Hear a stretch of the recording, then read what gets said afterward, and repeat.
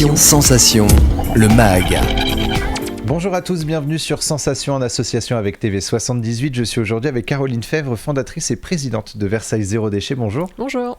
Alors quelle est l'histoire de la création de Versailles Zéro Déchet ? Pourquoi il vous a semblé nécessaire de fonder cette association ? Alors c'est une association, à la base c'était un groupe sans statut juridique mais qui a été créé en 2015, donc ça commence à faire 8 ans. Et ça m'est venu parce que j'étais dans une démarche zéro déchet de manière individuelle et depuis plusieurs années, et puis au bout d'un moment je me rendais compte que l'impact individuel devenait assez limité. C'est-à-dire qu'une fois que j'avais mis en place pas mal de choses à mon niveau, je ne pouvais pas aller beaucoup plus loin et que ça avait plus de sens de passer au niveau collectif. Et donc c'est en rencontrant d'autres citoyens à côté de chez moi qui étaient motivés par le sujet qu'on a mis en place le groupe Versailles Zéro Déchet. Et voilà, on s'est constitué en association en 2021. Vous sensibilisez les citoyens sur plusieurs thématiques. Le zéro déchet est une thématique évidente, mais ce n'est pas la seule. Le gaspillage alimentaire, la récup, la surconsommation et les conditions de production de certains produits dont les conséquences sont catastrophiques pour l'environnement. Je pense notamment au textile. Aujourd'hui, est-ce qu'il y a urgence à sensibiliser les citoyens ? Oui, parce qu'on vit donc déjà dans un monde qui produit de plus en plus de déchets et de plus en plus de gaspillage, parce qu'on est dans une démarche de sensibilisation pour la réduction des déchets, mais aussi la réduction du gaspillage, qui ont un impact sur notre empreinte carbone, par exemple, et sur la biodiversité, avec les ressources que ça nécessite. Donc, vu l'état de la planète actuellement, oui, il y a urgence à se sensibiliser. Et on a déjà un problème aussi à deux niveaux, cette surconsommation, ouais. On évoque souvent, mais aussi cette surproduction. Oui, alors pour les textiles, puisque vous en parliez tout à l'heure, les textiles, il y a effectivement un gros sujet, par exemple, au sujet de la surproduction. Je crois qu'on produit dans le monde 100 milliards de vêtements chaque année, alors qu'on est 7 milliards, donc il y a clairement un gros problème de surconsommation. Avec toutes ces entreprises de fast fashion. Alors c'est un exemple, mais ça peut être le cas aussi sur les produits électroniques. Il y a plein de choses qui se relèvent quand même du gadget. On a tendance à vouloir changer de téléphone assez régulièrement parce qu'il y a un nouveau modèle qui sort. Voilà. Donc on est dans incité régulièrement à acheter plus que ce dont on a réellement besoin. On nous présente ça comme la clé du bonheur, mais bon, voilà. Donc c'est un peu tous ces concepts-là qu'il faudrait re-questionner. Et sur une autre thématique, vous sensibilisez aussi face aux solutions, face aux déchets organiques. Alors qu'appelle-t-on déchets organiques ? Alors les déchets organiques ou les biodéchets, c'est en fait les déchets... alors ça comprend les déchets alimentaires de cuisine, par exemple les épluchures, le marc de café, etc. Et puis les déchets qui sont produits dans les jardins, donc la tonte, les déchets qui viennent de la taille des haies, etc. Donc ça, il faut savoir que ça représente à peu près un tiers de nos poubelles hors recyclables, donc celles qui partent généralement à l'incinérateur ou à la décharge. Et c'est 80 kilos par an et par personne. Essentiellement des déchets alimentaires, parce qu'aujourd'hui, les déchets de jardin sont plutôt bien gérés depuis assez longtemps via les déchetteries. Donc c'est beaucoup des déchets alimentaires. Et en fait, il y a une échéance au niveau de la loi, puisque normalement d'ici le fin décembre 2023, donc la fin de l'année, l'ensemble des collectivités du territoire doivent mettre en place, c'est-à-dire proposer à leurs habitants des solutions pour trier à la source leurs biodéchets.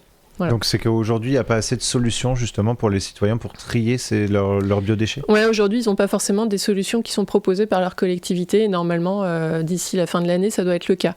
Alors après, il n'y a pas d'obligation au niveau de la loi sur les moyens que les collectivités doivent proposer. Donc c'est aux collectivités de choisir.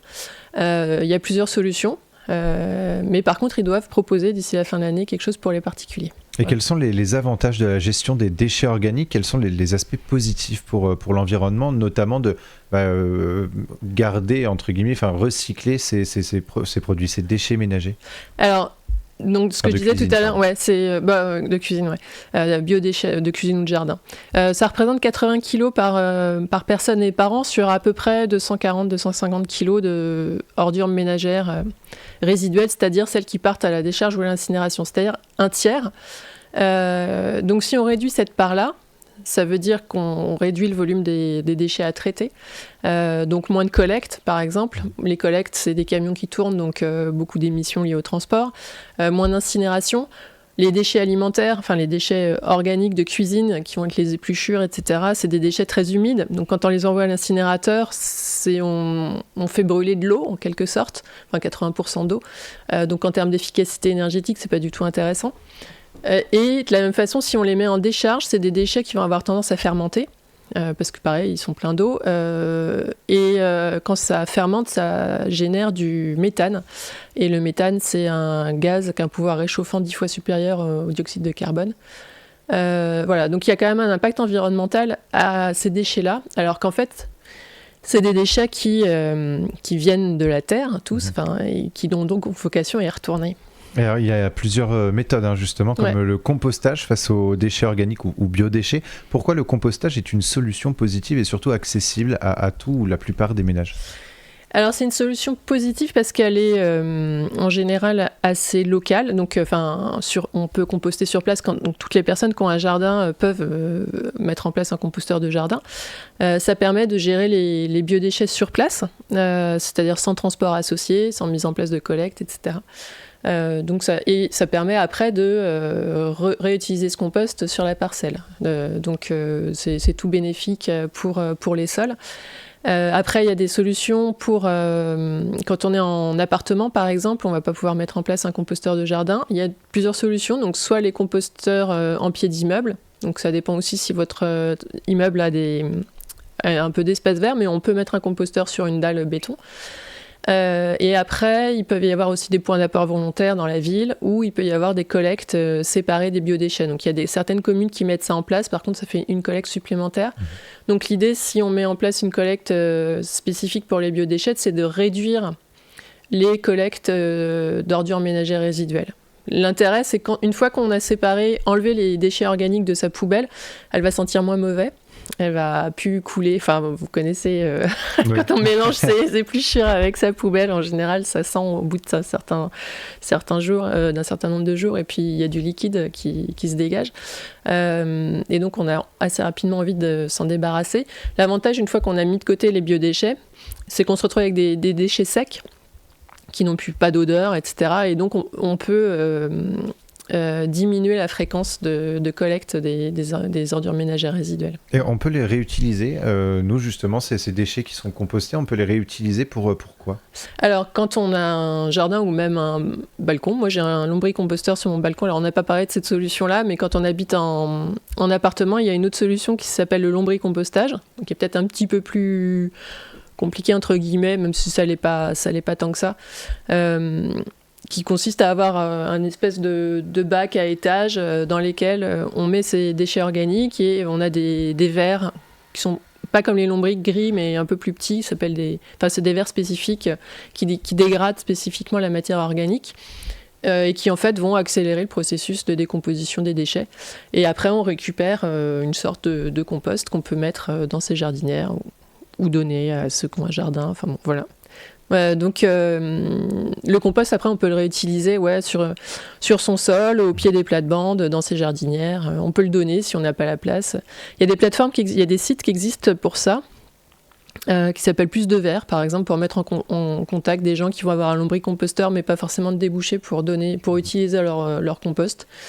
Ça peut être une solution aussi, ou alors on peut le mettre dans sa résidence. Ça peut être utilisé aussi dans les jardins partagés, par exemple. Oui, tout à fait.